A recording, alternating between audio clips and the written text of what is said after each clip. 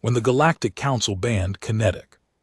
Weapons they thought they had finally declawed humanity, they called our rail guns barbaric and forced us to disarm.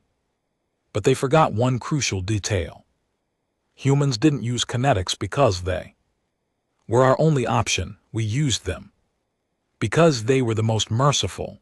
The Great Hall of the Galactic Council was a marvel of xenological architecture, a sprawling amphitheater suspended in the upper atmosphere of Prime, the capital world. Its walls were crafted from translucent silicates, refracting the pale light of a dying binary star into a kaleidoscope of muted colors. It was designed to instill awe. To Ambassador Thomas Wright, it just felt like a very expensive cage. Wright stood at the center of the deliberation floor, his dark suit a stark contrast to the shimmering robes and bioluminescent carapaces of the surrounding delegates. He gripped the edges of the obsidian podium, his knuckles white, fighting to keep his expression entirely neutral.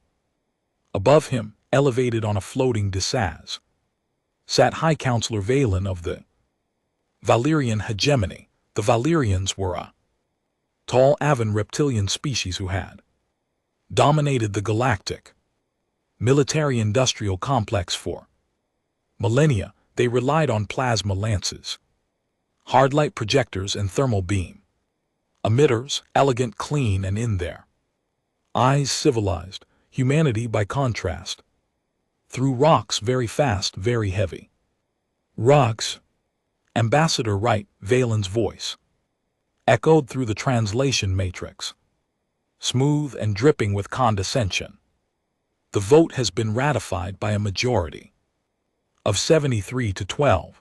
The ordinance of civilized conflict is now galactic law. Wright leaned into the microphone. High Counselor, with all due respect, this ordinance is not about civilized conflict. It is a targeted disarmament of the United Nations Navy. You are outlawing the fundamental basis of our defensive capabilities. The ordinance was deceptively simple: the acceleration of solid, liquid, or gaseous mass through chemical, electromagnetic, or gravitational means for the purpose of kinetic impact is strictly forbidden in all recognized sectors. It is a ban on barbarism. Ambassador Vale encountered a ripple of agreement shifting through the alien delegates. Your rail guns and mass drivers rely on primitive, unguided destruction. They leave orbital debris. They cause collateral damage. They puncture hulls and vent atmosphere, subjecting sentient beings to the vacuum of space. It is cruel, unpredictable, and frankly primitive. We are merely elevating you to the standards of the modern galaxy. Wright ground his teeth. It was a perfectly executed political trap. The Valyrians knew that humanity's shielding technology was centuries behind the galactic standard. We couldn't build plasma weapons that matched theirs because we couldn't build the thermal dampeners required to keep our own ships from melting when we fired them. Our entire survival in a hostile galaxy relied on our mastery of metallurgy and electromagnetism. We used depleted uranium slugs, tungsten carbide penetrators, and magnetically accelerated hypervelocity missiles. Valiant plasma beam might scorch the paint off a human destroyer, but a 100-kilo tungsten slug moving at 3% the speed of light would crack a Valyrian dreadnought in half like a dry twig. They didn't want to civilize us. They wanted to invade our border colonies, and they needed our teeth pulled first. If we comply with this, Wright said, his voice dropping to a dangerous quiet register that made the translation matrix hum.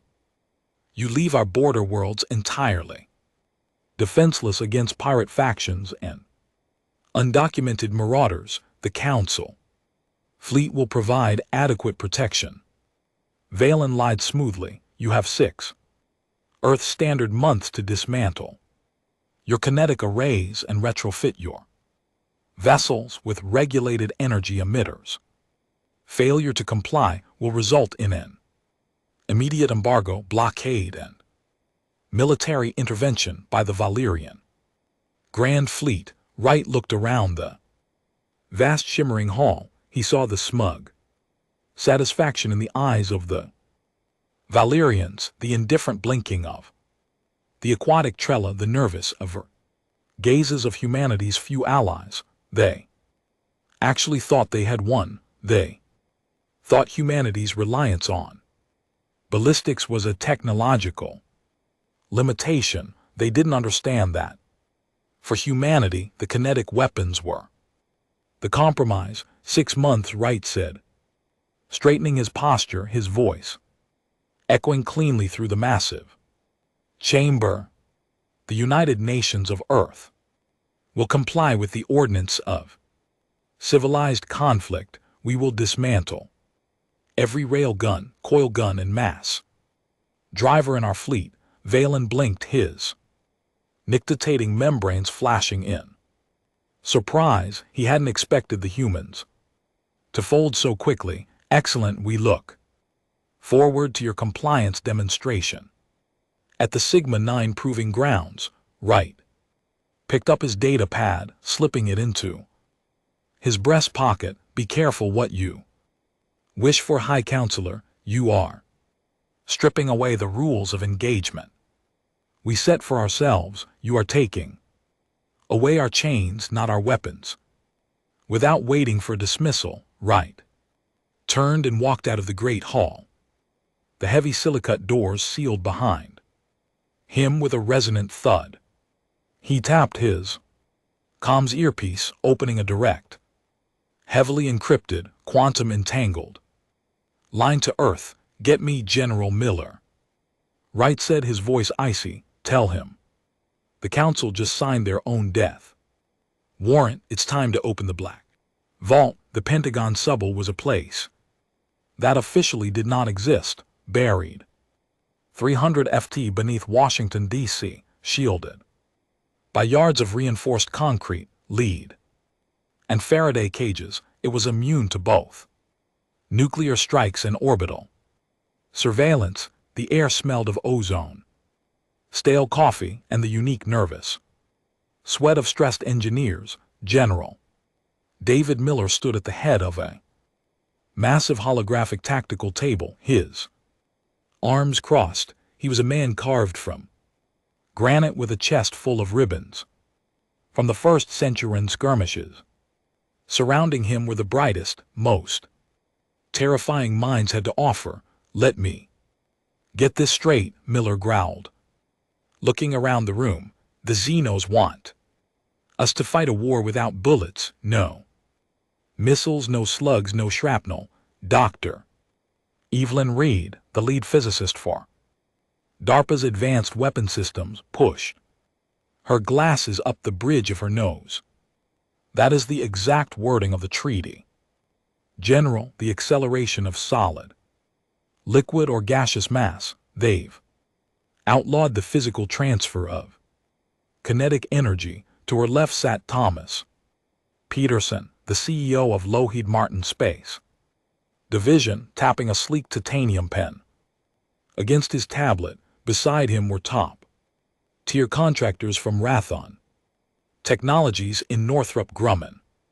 This was the dark heart of the military-industrial complex, summoned together under an emergency wartime mandate. So what do we have? Miller asked, leaning over the table. They want energy weapons, lasers, plasma. Can we retrofit the fleet in 6 months with something that can punch through Valiant deflector shield? Peterson sighed, shaking his head.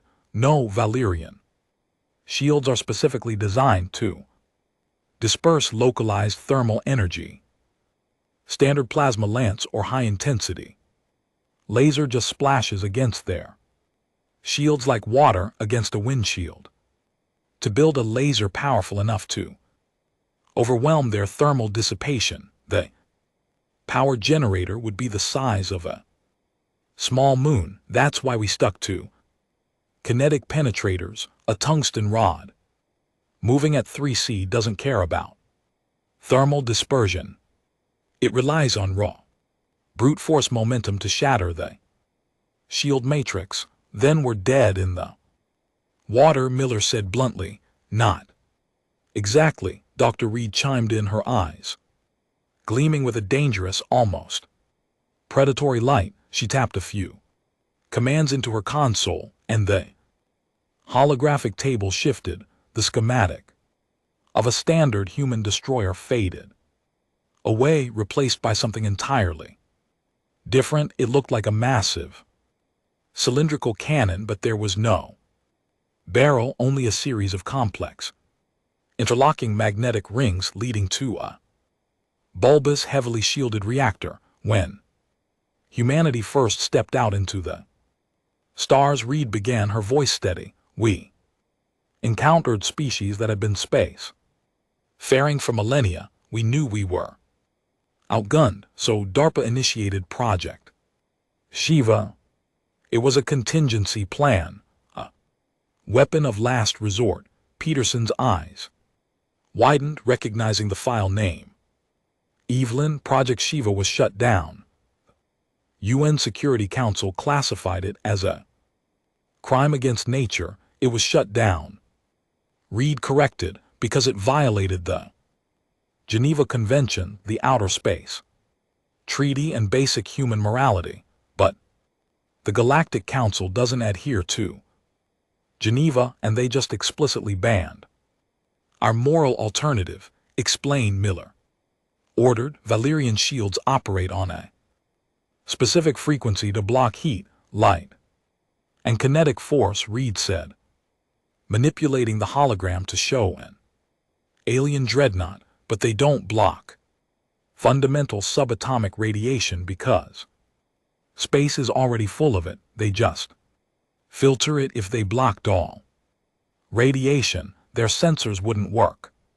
They'd be flying blind. She zoomed in on the weapon schematic. Project Shiva is not a laser, it is a directed phase shifted gamma ray and neutron cascade projector. Specifically, it utilizes a stabilized micro-singularity localized Hawking radiation engine to fire a concentrated beam of high velocity neutrons and gamma radiation. Radiation beam, Miller frowned, like an X-ray laser. We tested those in the 1980s. They aren't powerful enough, not just radiation, General, Reed said, her voice dropping. A direct pulse. Have you ever heard of a neutron bomb? Of course. Cold War relic, high radiation, low blast radius, kills the troops, leaves the infrastructure intact. Nasty stuff. Exactly, Reed nodded. Now imagine localized directed neutron pulse operating at an energy level 1 billion times higher, focused into a beam the width of a dinner plate, traveling at the speed of light. It has zero mass. It is not kinetic. It produces no thermal impact on the hull. She pressed a button, and the hologram simulated the weapon firing at the alien dreadnought. A silent, invisible beam struck the ship. The Valerian shields flared briefly, then ignored it, classifying the beam as a burst of cosmic background radiation. The hull of the ship remained perfectly intact, not a scratch. I don't get it, Miller said. It didn't do anything. Look inside, Reed said softly. Hologram shifted to an internal view of the ship. The beam passes effortlessly through shields and armor, Reed explained, her tone chillingly clinical. But the moment it interacts with organic tissue, water, or highly complex Molecular structures like the coolant in their reactors or the blood in their veins, it induces spontaneous atomic decay. It disrupts the strong nuclear force. Every atom of carbon, oxygen, and hydrogen in the beam's path is violently ripped apart at the subatomic level. Table was dead silent. The holographic crew inside the alien ship simply dissolved, turning into a glowing radioactive slurry, then into fine atomic dust within a microsecond. It doesn't just kill the crew, Peterson whispered, staring at the simulation in horror. It boils their DNA. It turns them into soup. And the radiation cascade immediately destabilizes the control rods in their plasma reactors. Reed added, without the crew to run emergency venting, the reactor goes critical and melts down from the inside out. There is no explosion from our weapon. We break no holes. We throw no mass. We merely shine a very specific, very deadly light on them. General Miller stared at the glowing blue ghost of the dreadnought. He was a soldier. He was used to the clean, brutal arithmetic of kinetic warfare. You hit the enemy hard, you blow their ship up, they die. Fast combat. What Dr. Reed was proposing wasn't combat, it was a localized extermination event. It was a radiological nightmare that humanity had collectively agreed to lock in a dark box centuries ago.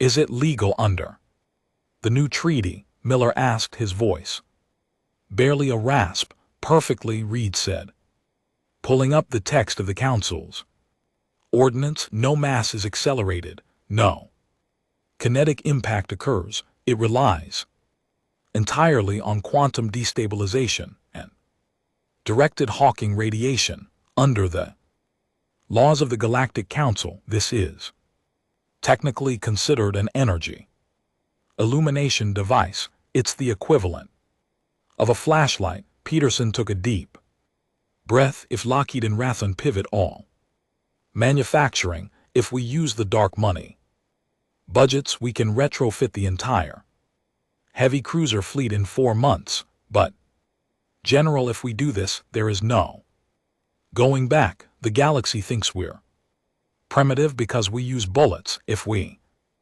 show them this, they will view us as monsters. Miller looked up from the table, his eyes hard and cold. He thought of the border colonies, of billions of defenseless humans living under the shadow of the Valerian fleet. He thought of Ambassador Wright standing alone in a room of aliens who wanted to see Earth brought to its knees. They wanted us to put down the stones. Miller said, let's show them what happens when humanity decides to stop playing nice. He slammed his fist onto the table, shattering the hologram. Authorized Project Shiva, build it. Let's give them their demonstration. Sector 4 of the Galactic Council's territory was a barren, lifeless expanse of deep space known as the Sigma-9 proving grounds, normally used for testing new shield harmonizers or plasma yields. Today it was a theater of geopolitical dominance. Fleet Admiral Jonathan Hayes stood on the bridge of the UNS Nimitz, humanity's premier supercarrier. Around him, the cold, sterile lights of the bridge illuminated a crew that worked intense, hushed efficiency. The air was thick with anticipation. Floating just off the starboard bow, shielded behind 3 layers of hard light barriers, was the Council Observation Station. Inside, hundreds of alien delegates, including High Counselor Valen, were watching, sipping synthetic nectars, waiting for the humans to humiliate themselves. To ensure fairness, the Council had provided the target, a decommissioned Goliath-class dreadnought. It was a massive jagged mountain of titanium alloy, roughly the size of Manhattan. Its shields were fully powered, calibrated to maximum density. Standing near the back of the Nimitz bridge, arms folded.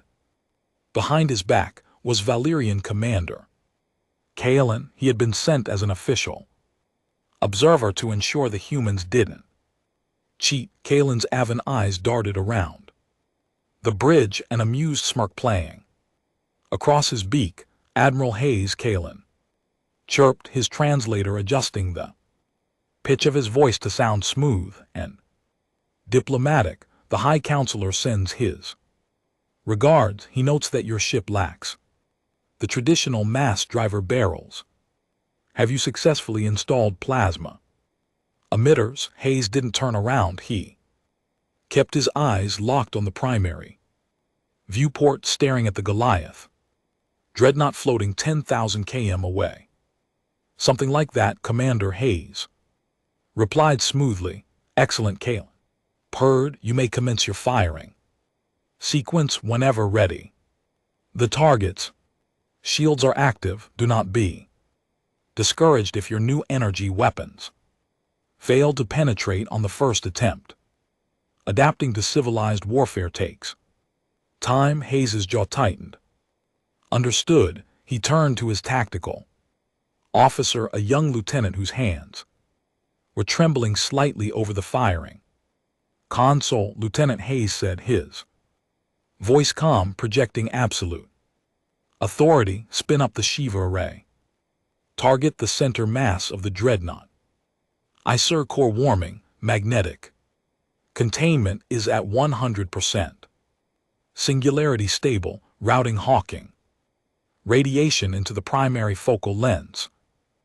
Deep subaudible hum vibrated through the deck plates of the Nimitz. It wasn't a mechanical sound. It felt like the very fabric of space around the ship was shivering. The lights on the bridge flickered once, drawing a curious glance from Commander Kalen. Energy spike detected in your forward hull, Kalen noted, looking at his data pad. Curious.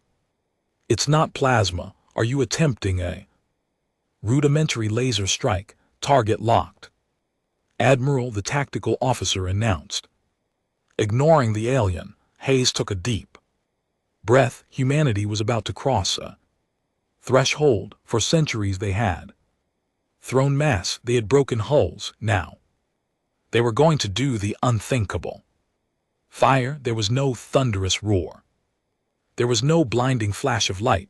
No spectacular beam of neon plasma tearing across the void. In the vacuum of space, the direct pulse was entirely invisible to the naked eye. From the outside it looked as though the nymphs had done absolutely nothing.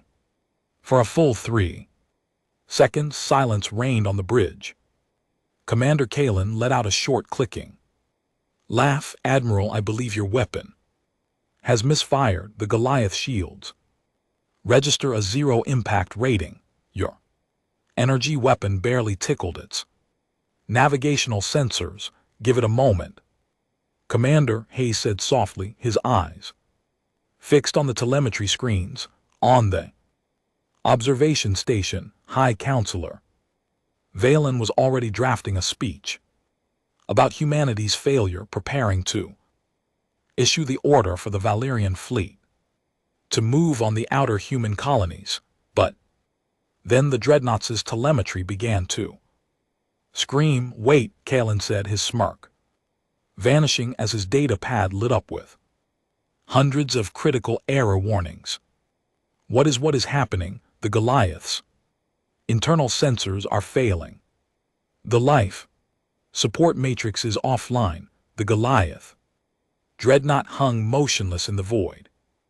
Its hull was perfectly intact. Its deflector shields were still glowing a healthy, robust blue, but inside, absolute hell had been unleashed. The directed phase shifted radiation beam had passed through the shields as easily as light through glass. In a fraction of A Nancon, it swept through the 5,000 biomimetic test dummies positioned inside the ship, designed to simulate a living crew. The dummies made of organic equivalent hydrogels to test life support, instantly boiled the strong nuclear force holding their complex molecules together ceased to exist. They dissolved into a highly radioactive glowing green sludge and then vaporized into gas, coating the interior bulkheads in a fine irradiated film.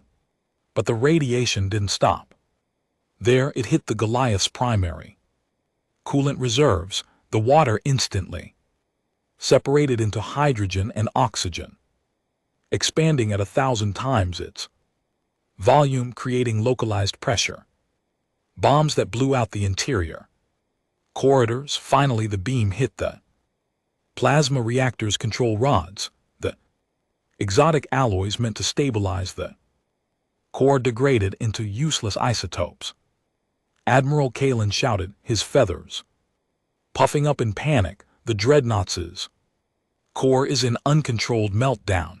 The emergency venting systems aren't responding. The automated crew analogs, they're gone. Their signatures are completely gone. What did you do? We illuminated them, Commander Hayes said coldly. In the viewport, the Goliath dreadnought finally reacted.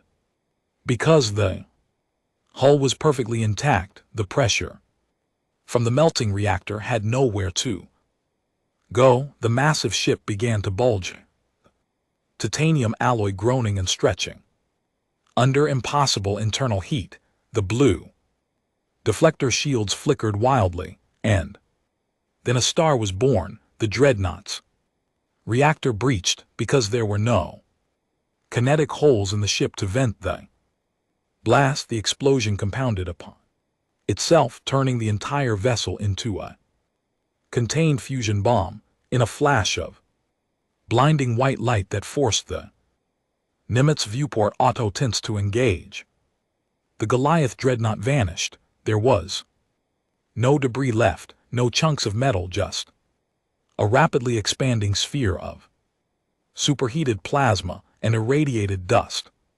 The shock wave hit the Nimitz, rattling the heavy cruiser, while the observation station's shields flared violently to deflect the sheer output of thermal energy. Dead silence fell over the bridge once more. Commander Kalen's data pad slipped from his talons, clattering onto the deck. He stared out the viewport, his eyes wide with a terror no Valerian had ever known. He looked at Admiral Hayes, his beak trembling. You didn't break the hole, Kalen whispered, his voice cracking. You bypassed the shields entirely. You turned the crew into radiation. That is a biological atrocity. It is an abomination. Hayes turned slowly, his eyes locking onto the trembling alien. He didn't look triumphant. He looked tired. You banned kinetic weapons, Commander. You banned breaking the hull. You told us that physical impact was barbaric. Hayes stepped closer, towering over the Valerian. For 300 years, humanity fought with rail guns and tungsten slugs because it was precise. It killed the ship, but it gave the crew a chance to evacuate. It was warfare with rules. Hayes pointed out the viewport at the swirling cloud of atomic ash. We didn't want to build this. We knew the physics, but we kept it locked away because we considered it a crime against existence. But you forced our hand. You took away our clean war. Hayes's voice was a low, terrifying rumble. Go back to your High Counselor, Kalen. Tell him the United Nations Navy is now fully compliant with the Ordinance of Civilized Conflict, and tell him that if a single Valerian ship crosses into human territory, we won't throw rocks at them anymore. We will simply erase them. The footage of the Goliath dreadnought dissolving into a miniature sun played on an endless, terrifying loop in the center of the Great Hall on Prime, the once proud Galactic Council chamber was in a state of absolute unmitigated pandemonium. Iridescent robes of the delegates were ruffled, their bioluminescence flashed in erratic, chaotic patterns indicative of deep biological panic. The aquatic Trella delegates were furiously bubbling in their containment suits while the insectoid vest clicked their mandibles in a deafening cacophony of distress.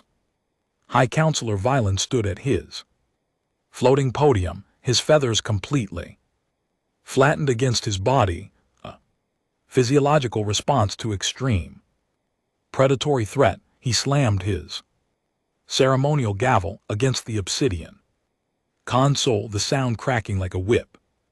Over the terrified murmurs, "Order, this council will come to order," Valen screeched, his translator matrix struggling to modulate the sheer panic in his voice. The hall slowly quieted, though the tension in the air was thick, enough to choke on the human demonstration at the Sigma-9 proving grounds is a clear and flagrant violation of galactic law, Valen declared, pointing a trembling talon at the hologram of the expanding plasma cloud. "This Shiva array is a weapon of mass biological destruction. It targets organic tissue.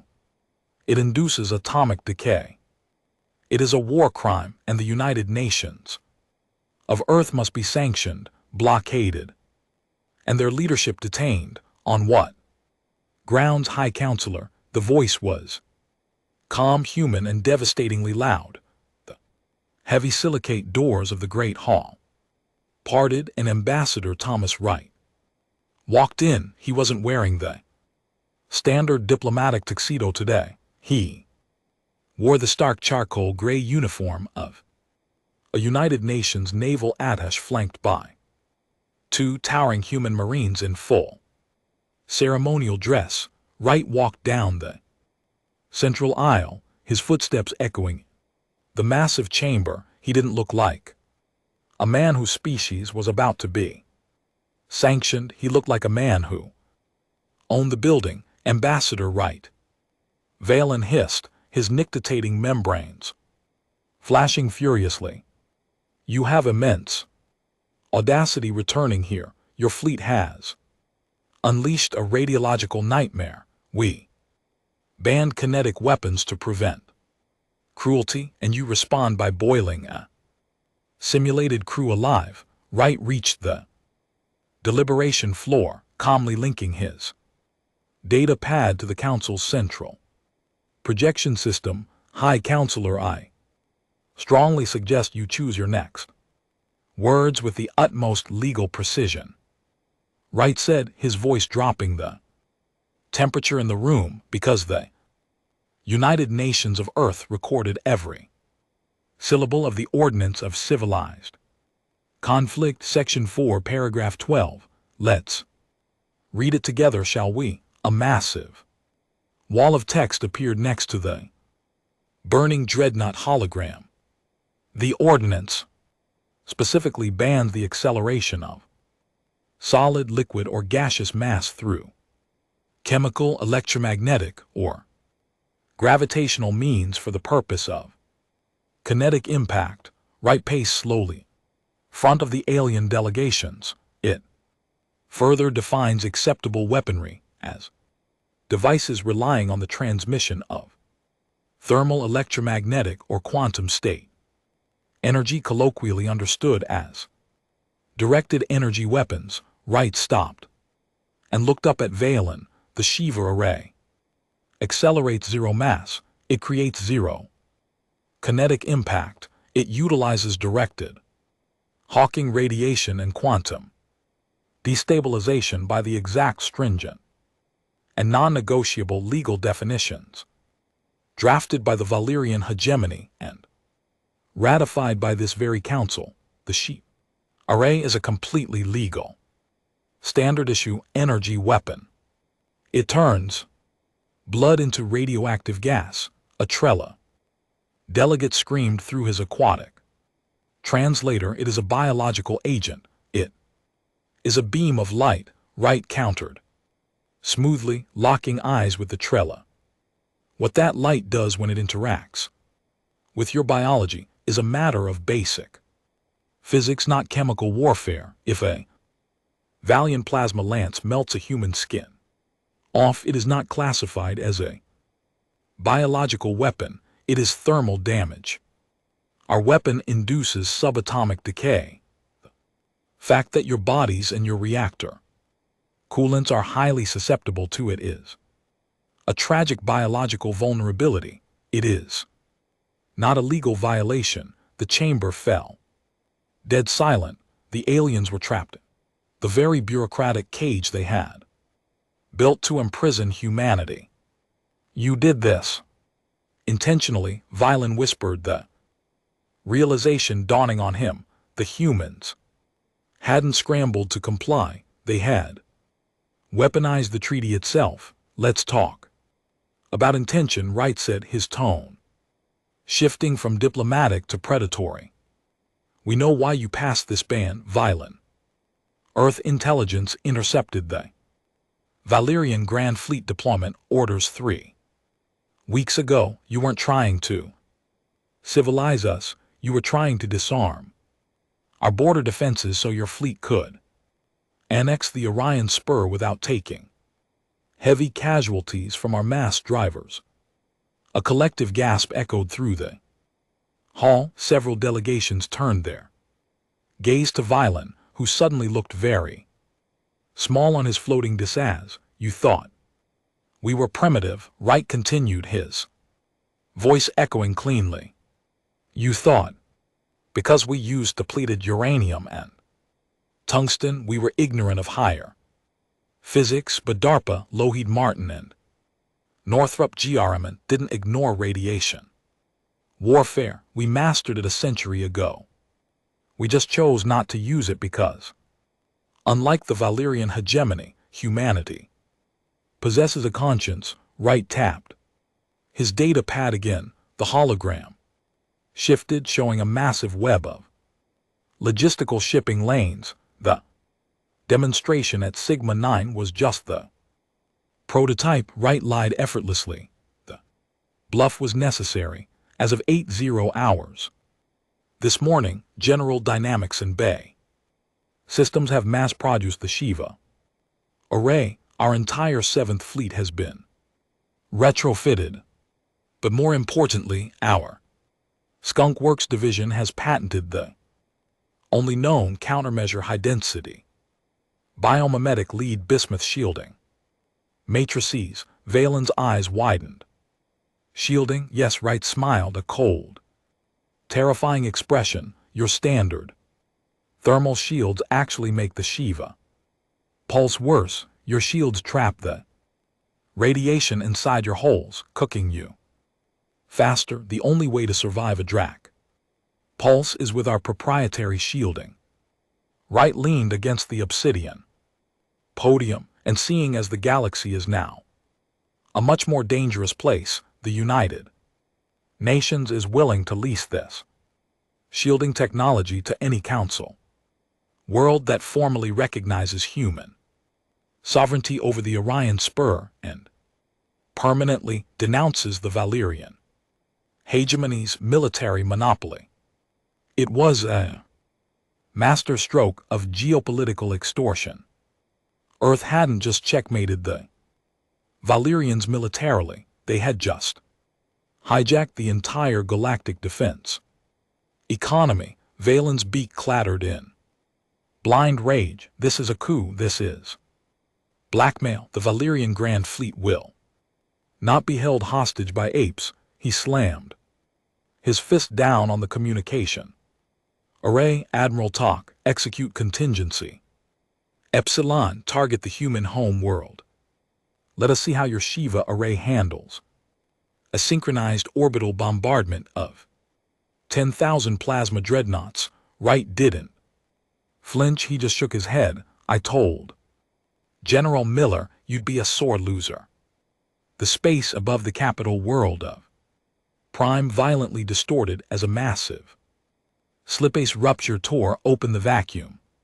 For 1,000 years, the Valerian Grand Fleet had been the undisputed masters of the stars, 10,000 sleek silver warships, bristling with thermal emitters and hard-light shields hung in geostationary orbit. They were a force of pure elegant destruction moving in perfect synchronized formation. Admiral Talk, veteran of 100 campaigns, stood on the bridge of his flagship, the Sunbreaker.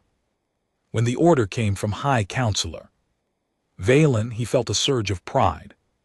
Finally, an excuse to wipe the arrogant humans from the galactic map. Spin up the plasma lances, Talk ordered, his voice echoing across the fleet's tactical net.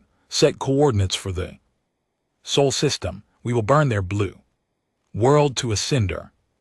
But before the Sunbreaker could align its navigational drives, a second infinitely more violent slip space rupture tore the fabric of space just outside Prime's gravity well. It wasn't a sleek alien dreadnought that emerged, it was the UNS Nimitz, followed by the entirety of the United Nations 7th Fleet. Human ships were not elegant. They were brutal utilitarian slabs of heavy armor built like floating anvils. They were dark, jagged, and heavily scarred from years of asteroid impacts and pirate skirmishes, but today their massive empty mass driver barrels had been replaced by the bulbous glowing rings of the Shiva arrays. Admiral Talk, a voice crackled over the open, unencrypted galactic comm. It was Fleet Admiral Jonathan Hayes. This is the United Nations Navy.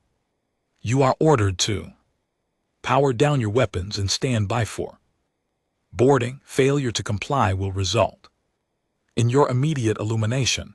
Tail sneered a bold, bluff human. You have 50 ships. I have 10,000. Even if your cursed radiation weapon destroys my flagship, the rest of my fleet will turn your primitive metal boxes into slag. All ships lock plasma lances on the human fleet. Fire at will. Space erupted into a blinding grid of neon blue thermal energy. Thousands of high-yield plasma beams lashed out across the void, striking the human ships. On the bridge of the Nimitz, the alarms blared, but Admiral Hayes stood perfectly still, ablative armor holding. Sir, the tactical officer reported, sweat beading on his forehead. The new heat sinks from Lockheed are doing their job. Outer hull temperature is critical, but internal bulkheads are stable. We can only take this for about 4 minutes. That's 3 minutes more than we need. Hayes replied, they think we only brought a sniper rifle. Let's show them. A shotgun. Lieutenant linked the fleet targeting computers. Wide dispersion pattern. Dial the Shiva reactors down to 4% yield. I want a non-lethal sustained burst. 4% I linking fleet arrays. Wide beam aperture set. Fire. 50 human warships engaged their Shiva arrays simultaneously. Because it was dialed down to 4%, the Dirac pulse wasn't strong enough to instantly dissolve complex organic molecules. It wasn't going to turn the Valerian crews to glowing sludge, but it was more than enough to achieve DARPA's secondary objective.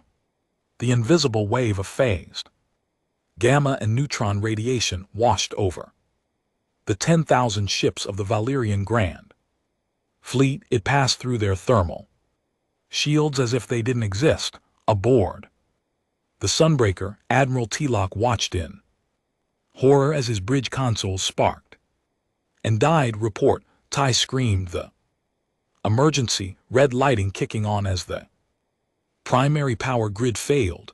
Admiral, the Chief engineer choked out, coughing violently. The control rods have completely degraded into inert. Lead, the plasma core is dead. Secondary backups are failing. The radiation swept right through the ship. What about weapons? Offline. Navigational thrusters offline. Life support is running on auxiliary batteries. We have maybe 2 hours of breathable air.